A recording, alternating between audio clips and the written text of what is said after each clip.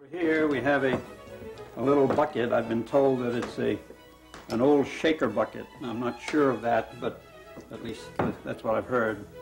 Obviously the subject of this poster that was done by New York Graphic Society.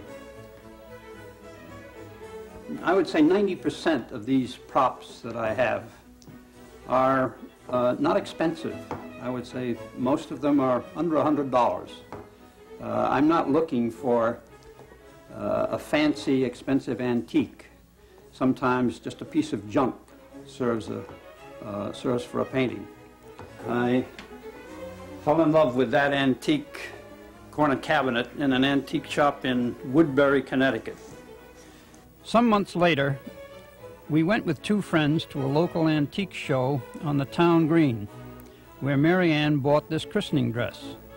Soon after that, our guest hung it on the door of the corner cupboard. I had been trying to figure out how to use the cupboard in a painting, and the minute I saw the dress hanging on the door, my problem was solved, and one of my all-time favorite paintings was born. At this point, I'd like to draw you a picture that I have been drawing for the students at the Pear School of Art for over 20 years. And it has to do with value pattern.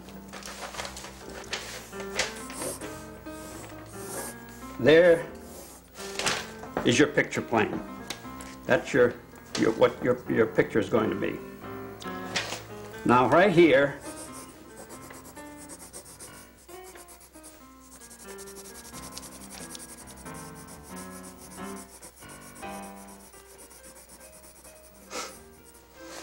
I'm going to put a black rectangle. Now as you squint down at this picture, what do you see? I think you'll agree that you look at this. Now I'm going to put another rectangle in there that is about 5 times bigger than this one.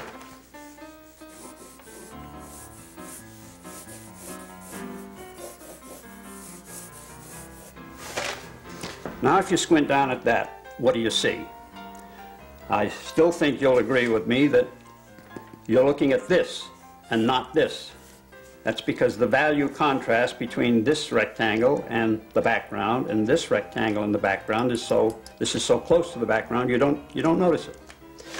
Now I'm going to put all sorts of stuff in here.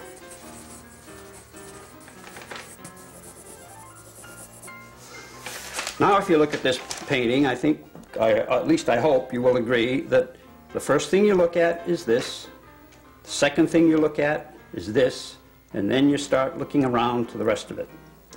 Now this may sound and look too simple, but this principle, if applied to a painting, can make all the difference in the world in a composition.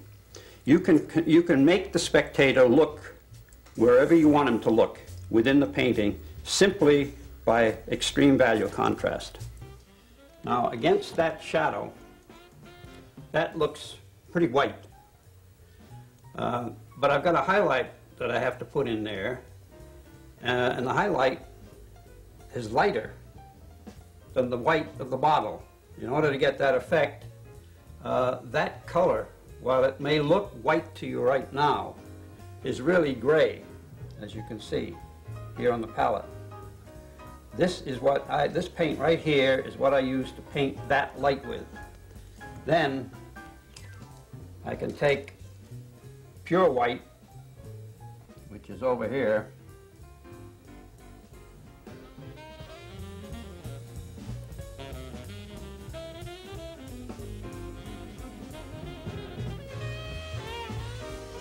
and if you can get in close and see this pure white acts as the highlight on this little jug.